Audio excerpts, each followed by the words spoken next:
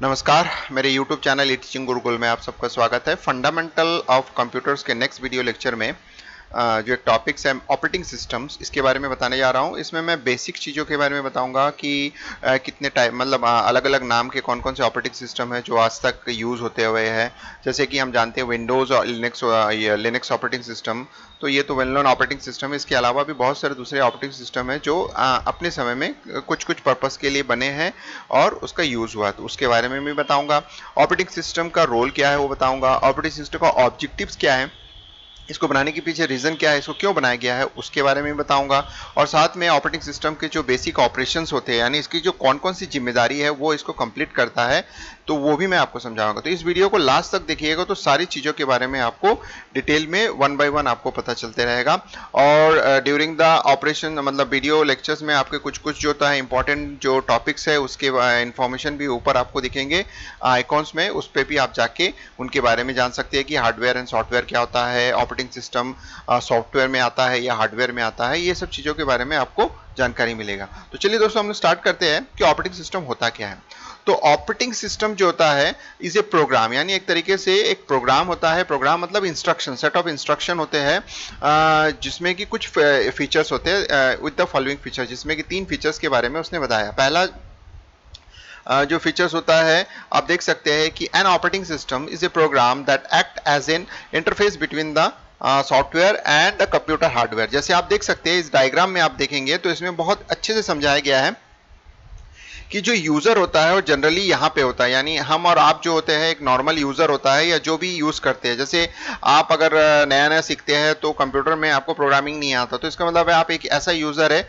जिनको प्रोग्रामिंग नहीं आता है, तो यानी वो एक एप्लीकेशन को यूज करना चाहता है, तो वो यहाँ पे बैठा होता है, वो यहाँ से बैठ के किसी एक एप्लीकेशन को यूज करता है। जैसे मैं पीपीटी का यूज कर रहा हूँ तो इसका मतलब है मैं पीपीटी के थ्रू इसको बना के आपको प्रेजेंट कर रहा हूँ, तो यानी मेरा जो एप्लीकेशन है मैं यूज कर रहा हूँ, यानी पावर पॉइंट प्रेजेंटेशन मैं एप्लीकेशन फॉर्म में यूज कर रहा हूं। ये जो होता है फिर किसको इंटरेक्ट करता है, ऑपरेटिंग सिस्टम, यानी मैंने जब इसको रन किया तो ये एक ऑपरेटिंग सिस्टम को रन करके बताता है। तो देखते हैं कि जैसे ऑपरेटिंग सिस्टम के बाद हमारा जो पावर पॉइंट प्रेजेंटेशन है वो ऑपरेटिंग सिस्टम इसको एक्सेप्ट करेगा। अब ये ऑपरेटिंग सिस्टम जो होता है मेरे जैसे प्रेजेंटेशन चल रहा है, तो यानी ये ऑपरेटिंग सिस्टम इसको हैंडल कर रहा है कि एक प्रेजेंटेशन स्टार्ट हो गया है। अगर मेरा कोई रिक्वायरमेंट है प्रेजेंटेशन के ड्यूरेशन में कि मैं प्रिंट लेना चाहता हूँ या कुछ करना चाहता हूँ, तो ये ऑपरेटिंग सिस्टम ही हार्डवेयर को इन्वॉल्व करेगा। अदरवाइज ऑपरेटिंग सिस्टम, तो यानी मैंने ये वाला सीक्वेंस फॉलो किया, यहाँ से एप्लीकेशन, ये ऑपरेटिंग सिस्टम के पास मेरा डेटा है। अगर मैंने हार्डवेयर यूज किया तो हार्डवेयर में जाएगा, अदरवाइज वो कैसे खत्म होगा, जैसे मेरा प्रोसेस खत्म होगा वो इस तरह से यूजर को इन्फॉर्म कर देगा। तो इसका मतलब है तो इस तरह से जो आपका एप्लीकेशन है जो रन हो रहा है, यानी जो प्रेजेंटेशन रन हो रहा है वो बंद हो जाएगा और दूसरा आपके पास जो होता है इस तरह से रिटर्न हो जाएगा। तो एक प्रोसेस होता है, तो इसी को ही हम लोग जैसे पहले पॉइंट में इसी चीज को लिखा गया है कि an operating system is a program that act as an interface between the software and computer hardware. तो इस तरह से देख सकते हैं कि यूजर से जो डेटा है हार्डवेयर तक पहुंचने के लिए एप्लीकेशन फिर ऑपरेटिंग सिस्टम, तो ऑपरेटिंग सिस्टम मेन होता है जिसके थ्रू होते हुए सारा काम हमारा पॉसिबल होता है। तो it is an integrated set of specialised program used to manage overall resources and operating system. इसलिए स्पेशलाइज्ड प्रोग्राम बोलते हैं क्योंकि ऑपरेटिंग सिस्टम जो होता है एक होलसेल इंचार्ज होता है, लेकिन वो होलसेल इंचार्ज होने के नाते वो बहुत सारे चीजों को हैंडल करता है। जैसे वेरियस टाइप्स ऑफ हार्डवेयर, जैसे कीबोर्ड है, माउस है, हमारा स्कैनर है, प्रिंटर है, तो इन सबको हैंडल करता है। तो यानी सारे के लिए उसके पास अलग अलग तरीके का प्रोसेस होता है, यानी अलग अलग तरीके का उसके पास वर्कर होता है in the form of process. तो ये जो वर्कर है अलग अलग चीजों को हैंडल करता है, तो इसलिए बोला गया है ये जो छोटे छोटे वर्कर है इसको हम लोग स्पेशलाइज प्रोग्राम बोलते हैं। तो ऑपरेटिंग सिस्टम कुछ नहीं होता है, operating system is a specialise set of workers, यानी प्रोग्राम्स होते हैं जो सारे रिसोर्सेज को या सारे एक्टिविटीज को मैनेज करता है, और हर एक एक्टिविटीज के लिए अलग अलग तरीके के वर्कर जो होता है डिफाइन होते हैं। So it is an specialise software that controls and monitor the execution of all other programs that resides in the computer including application program and other system software. जैसे मैंने अभी बताया, जैसे मैंने पावर पॉइंट चला रहा है या वर्ड प्रोसेसर के थ्रू मैं प्रिंट करना चाहता हूं, या एक्सेल शीट के थ्रू जो होता है मैं कुछ कैलकुलेशन करना चाहता हूं, तो कैलकुलेशन के ड्यूरेशन में मैं प्रिंट निकालना चाहता हूं या उसको मेल करना चाहता हूं, तो इस तरह से मैं क्या कर रहा हूं, एक तरीके से एप्लीकेशन के थ्रू हार्डवेयर से इंटरेक्ट कर रहा हूं, या फिर मैं अलग तरीके के सॉफ्टवेयर, जैसे मैं एक प्रिंटर को चलाना चाहता हूं या मैं सपोज कर लो मैं स्कैनर को एक्टिवेट करना चाहता हूं, तो एक तरीके से वो हार्डवेयर है। तो स्कैनर के लिए जो सिस्टम सॉफ्टवेयर होता है उसको इनिशिएट करने के लिए ऑपरेटिंग सिस्टम पहले यूजर से जो रिक्वेस्ट आया उसको एक्सेप्ट किया, फिर उसके बेस पर देखा कि स्कैनर जो हार्डवेयर है स्पेशल टाइप का, उसके लिए एक छोटा सा प्रोग्राम्स होता है जिसको हम लोग बोलते हैं सिस्टम सॉफ्टवेयर, जो उस हार्डवेयर को हैंडल करता है। तो उस हार्डवेयर को हैंडल करने के लिए वो जो सिस्टम सॉफ्टवेयर है वो एक्टिवेट होता है, उस हार्डवेयर को हैंडल करने लगता है, फिर स्कैनर जो होता है एक्टिवेट हो जाता है। फिर जैसे उसका काम खत्म हो जाता है तो वो डीएक्टिवेट कर देता है, तो वापस जो होता है ऑपरेटिंग सिस्टम जो होता है एप्लीकेशन के थ्रू यूजर के पास मैसेज दे देता है कि आपका जो हार्डवेयर था वो क्लोज हो गया। तो इस तरह से डिफरेंट टाइप ऑफ जो ऑपरेशंस होते हैं वो स्पेशलाइज्ड प्रोग्राम के थ्रू जो ऑपरेटिंग सिस्टम कहलाता है उसके अंडर में होता है। तो ऑपरेटिंग सिस्टम का जो मेन ऑब्जेक्टिव होता है, सबसे पहला होता है to make the computer system convenient to use in an efficient manner. तो इसका मतलब है कि जो हार्डवेयर हमारे पास अवेलेबल होता है उसको एफिशिएंटली यूज करना है विदाउट एनी प्रॉब्लम कि हार्डवेयर का स्ट्रक्चर क्या है, हार्डवेयर कैसे काम करता है, उसके इंटरनल स्ट्रक्चर उसके बारे में जानकारी लिए बिना एक यूजर उस हार्डवेयर को कैसे मैनेज करता है, कैसे यूज करता है, ये जो मेन ऑब्जेक्टिव होता है ऑपरेटिंग सिस्टम का। तो इसलिए हम कन्वीनियंटली यानी कन्वीनियंट वे में, बहुत ईजी वे में किसी भी जो कंप्यूटर सिस्टम है उसको मैं यूज कर सकता हूं, एफिशिएंटली उसका एप्लीकेशन पर्पस के लिए यूज कर सकता हूं, मेरे पर्पस के लिए यूज कर सकता हूं। दूसरा, to hide the details of the hardware resource from the user. तो मैंने अभी आपको वही चीज समझाया कि हार्डवेयर किस तरीके का, उसका इंटरनल स्ट्रक्चर क्या है, वो कैसे बना हुआ है, उसके बारे में यूजर को परेशान किए बिना उसका यूज करना यूजर के लिए वो एक जो एनवायरनमेंट है वो प्रोवाइड करता है operating system, to provide user as a convenient interface to use the computer system. So to provide user convenient interface, इसका मतलब है मैंने अभी वो जो चीजें बता रहा हूं वही है कि एक तरीके से एक स्मूथ इंटरफेस प्रोवाइड करता है कि एक यूजर कुछ रिक्वेस्ट करता है, यानी जैसे प्रिंट करना चाहता है तो यूजर सिर्फ प्रिंट ऑपरेशन देके एकदम से आश्वस्त हो जाता है कि उसका प्रिंट होने वाला है।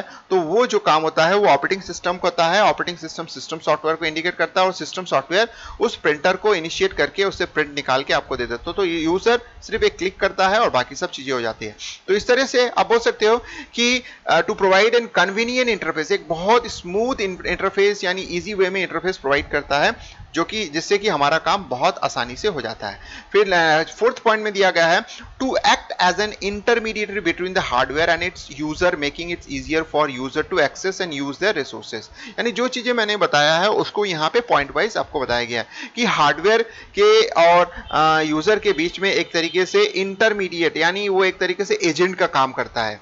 तो वो एजेंट जो होता है, जैसे आप जानते हो आज के समय में कि अगर आप सरकारी काम के लिए खुद जाते हैं तो उसके लिए आपको बहुत लंबा समय देना पड़ता है आपको, तो आपका काम हो सकता है यानी लॉन्ग टर्म में होता है। उसी के लिए हमारे पास जो एजेंट्स होते हैं उनको अगर आप हैंड ओवर करते हैं तो वो काम आपके लिए इजी, तो इसका मतलब है वो आपसे डेटा लेता है और वो जाके आपके काम को पूरा करता है। उसी तरह से ऑपरेटिंग सिस्टम भी एक एजेंट की तरह काम करता है, एक इंटरमीडिएटरी की तरह काम करता है जो यूजर से डेटा लेता है और यूजर क्या चाहता है उस पर्पस को समझ के हार्डवेयर के साथ इंटरेक्ट करता है या फिर वो नॉर्मली वर्क करके आपको देता है। तो ये ऑब्जेक्टिव्स हो गया। अब कुछ और ऑब्जेक्टिव्स से यहां देख सकते हैं, to manage the resources of a computer system, computer system के रिसोर्सेज को मैनेज करने के लिए होता है। To keep track of who is using which resource, granting resource request, resolve conflict request from different programs and user. अगर हम एक सिस्टम की बात करते हैं, एक डेस्कटॉप यानी मैं एक कंप्यूटर की बात करता हूं, अगर उसमें दो यानी सपोज कर लो दो चीजें ओपन है, एक वर्ड ओपन है और एक एक्सेल ओपन है। तो सपोज कर लो वर्ड ने एक रिक्वेस्ट भेजा और हमारे पास एक प्रिंटर अवेलेबल है। तो सपोज कर लो वर्ड फाइल ने एक रिक्वेस्ट भेजा प्रिंटर को प्रिंट करने के लिए, उसी दौरान जब वो प्रिंटिंग में रिक्वेस्ट गया उसी ड्यूरेशन पे एक्सेल शीट से भी मैंने एक प्रिंटिंग रिक्वेस्ट भेजा। तो अगर दोनों रिक्वेस्ट एक साथ जाएगा और दोनों को एक साथ ऑपरेट करेगा तो उस जो पेज है जिसमें प्रिंट होगा उसमें दोनों तरीके की इंफॉर्मेशन एक साथ प्रिंट होगा, जो कि सही नहीं है। तो इस चीज को सॉल्व करने के लिए ऑपरेटिंग सिस्टम जो रिक्वेस्ट आता है, जो पहले आता है उसके बेस पर वो सीक्वेंस में उसको डाल देता है। अगर सपोज कर लो वर्ड से पहले आया तो सबसे पहले वर्ड के फाइल को प्रिंट करता है और जो पूल है यानी उसके जो रिक्वेस्ट वाले जो लिस्ट है उसमें एक्सेल के जो लिस्ट है यानी एक्सेल का जो रिक्वेस्ट है उसको डाल के रख देता है। जब तक कि वर्ड फाइल कंप्लीटली प्रिंट नहीं हो जाता तब तक वो वेट करता है। तो इस तरह से दो के बीच में कंफ्लिक्ट ना हो इसकी भी जानकारी, इसका भी जो सॉल्यूशन है वो ऑपरेटिंग सिस्टम। तो इसलिए ये जो सेकंड पॉइंट इसमें दिखा रहा है बहुत इंपॉर्टेंट है कि to keep track of who is using which resources, यानी कौन सा रिसोर्स यानी कौन सा प्रोग्राम या कौन सा यूजर किस पर्टिकुलर रिसोर्सेज को यूज कर रहा है उसका ट्रैकिंग करता है, उसका स्टैटिस्टिक्स रखता है। और थर्ड पॉइंट में दिया गया है to provide efficient and fair sharing of resources among users and program. ये जो होता है रिसोर्स शेयरिंग के लिए भी बहुत अच्छा यूज होता है। सपोज कर लो आपके पास 3 कंप्यूटर अवेलेबल है, सपोज कर लो आप लोकल एरिया नेटवर्क में है, आपके पास 3 कंप्यूटर एक लोकल एरिया नेटवर्क से जुड़ा हुआ है, उसके साथ एक हाई जो रेजोल्यूशन वाला प्रिंटर जुड़ा हुआ है, तो यानी कॉस्टली होने के कारण से एक प्रिंटर अवेलेबल है।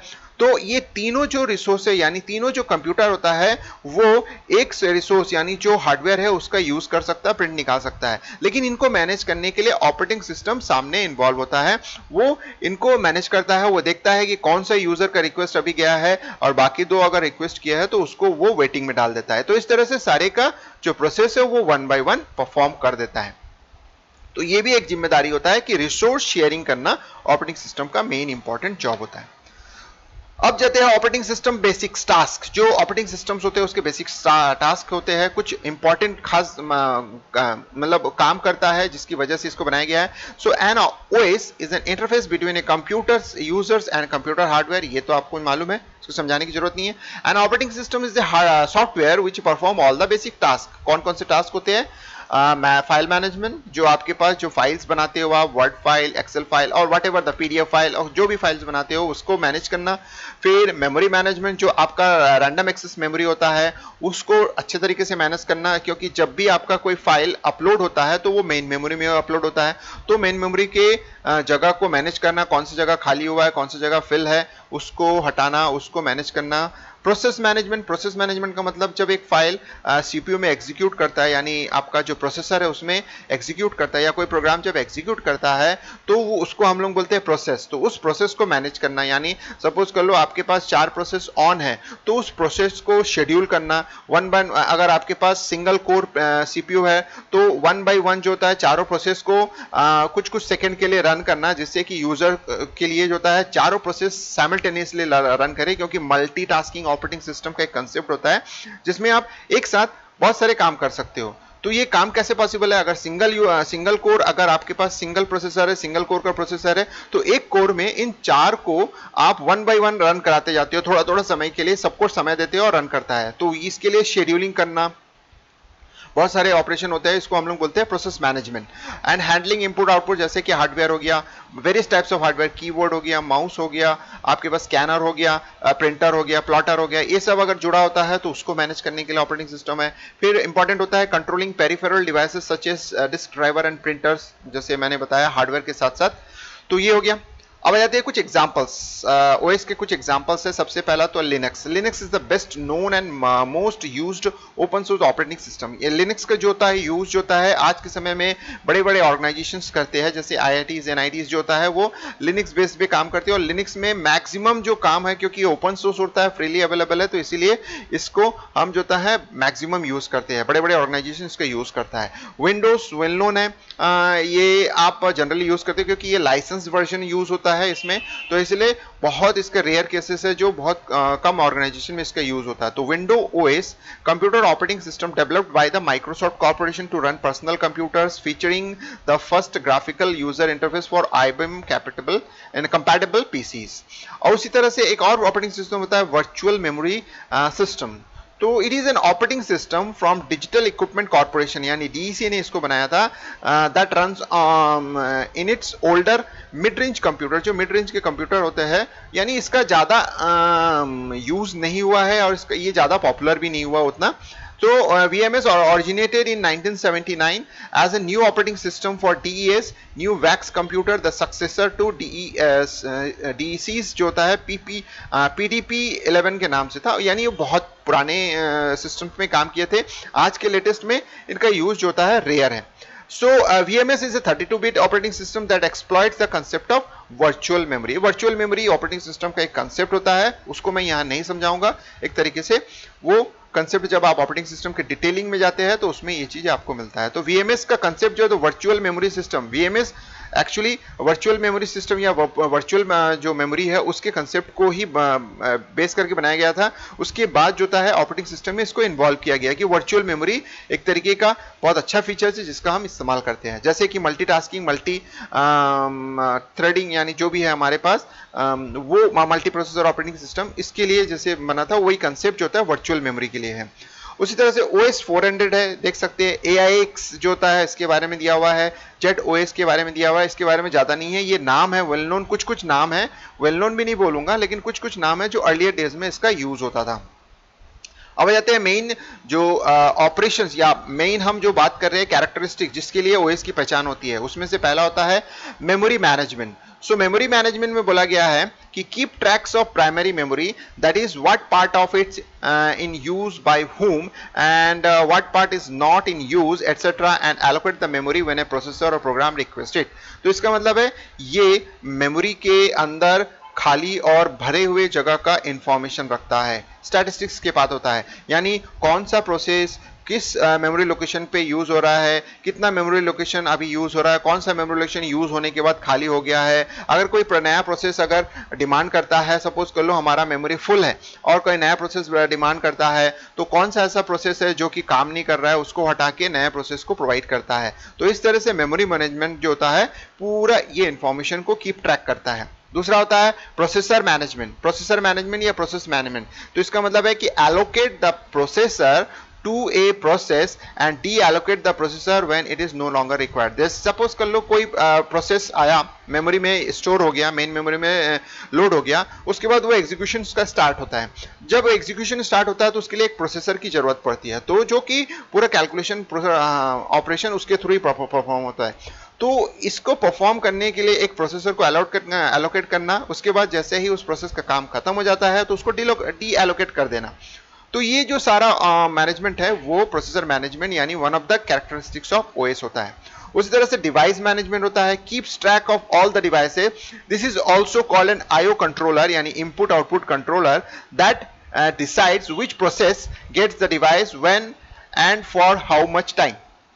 इसका मतलब यह है कि सारे हार्डवेयर यानी जो डिवाइसेस होता है, यानी इनपुट आउटपुट से रिलेटेड जो भी डिवाइस होता है, जैसे कीबोर्ड हो गया, प्रिंटर हो गया, माउस हो गया, तो इनके बारे में सारा इंफॉर्मेशन ये रखता है, यानी ये, और उसके साथ साथ ये भी रखता है कि कौन सा डिवाइस किसके साथ कितने देर के लिए यूज हो रहा है, कब ये खाली होगा, इस सारे के इंफॉर्मेशन जो होता है ये डिवाइस मैनेजमेंट करता है। एक तरीके से हार्डवेयर के बारे में लेखा जोखा जो होता है वो ये रखता है, साथ में ये भी पता कर इंफॉर्मेशन रखता है कि कोई सा हार्डवेयर अगर असाइन हुआ है, यूज हो रहा है तो कितने देर के लिए यूज होगा, कब खाली होगा, कौन उसका यूज कर रहा है, सारा का इंफॉर्मेशन वो अपने पास रखता है। उस तरह से फाइल मैनेजमेंट होता है, क्योंकि ये चीज बोला जाता है कि operating system is nothing but an collection of file, सारे चीजें फाइल के फॉर्म में होता है, या तो उस फाइल में इंस्ट्रक्शंस होते हैं या तो फिर नॉर्मल डेटा होता है। तो allocate and deallocate the resources and decides who gets the resources, यानी ये फाइल मैनेजमेंट। आपको वही बोला कि सारे इंस्ट्रक्शंस फाइल ही कहलाते हैं। तो यानी एक तरीके से आपके डेटा को स्टोर करना या फिर यूजर या तो फिर हार्डवेयर के इंस्ट्रक्शन को स्टोर करना या उसको एग्जीक्यूट करना, ये फाइल के फॉर्म में होता है, तो इसलिए फाइल मैनेजमेंट एक इंपॉर्टेंट पार्ट होता है। सिक्योरिटी सबसे इंपॉर्टेंट होता है कि prevent unauthorized access to program and data by mean of password and their similar techniques. जैसे कि फॉर एग्जांपल आप ऑपरेटिंग सिस्टम को जब इंस्टॉल करते हो तो फर्स्ट टाइम वो आपसे पूछता है कि आप अपने पासवर्ड सेट कर लीजिए, तो जैसे ही आपका सिस्टम बूट करता है तो पहले आपसे पासवर्ड मांगता है, तो इसी तरह से पासवर्ड के थ्रू आप सिक्योरिटी प्रोवाइड कर सकते हो। ऐसे ही आपके पास अलग अलग टेक्निक्स होते हैं जिसका यूज करके आप सिक्योरिटी को प्रोवाइड कर सकते हो। उसके बाद नेक्स्ट जो कैरेक्टरिस्टिक्स होता है वो होता है जॉब अकाउंटिंग। तो keeps tracks of time and resources used by various jobs and और यूजर्स। तो इसका मतलब है कौन सा रिसोर्सेस कौन सा जॉब कर रहा है, कितने समय के लिए कर रहा है, उसका जॉब का साइज क्या है, और तो कितने देर तक वो एग्जीक्यूशन करेगा, सीपीयू उसका कितना टाइम लेगा, इस सारे का जो अकाउंटिंग है या अकाउंटेंसी है वो ये संभालता है। यानी रिसोर्सेज के बारे में जो अकाउंट स्टैटिस्टिक्स है उसको वो मैनेज करता है। Control over system performance, records delay between the request for a service and from the system.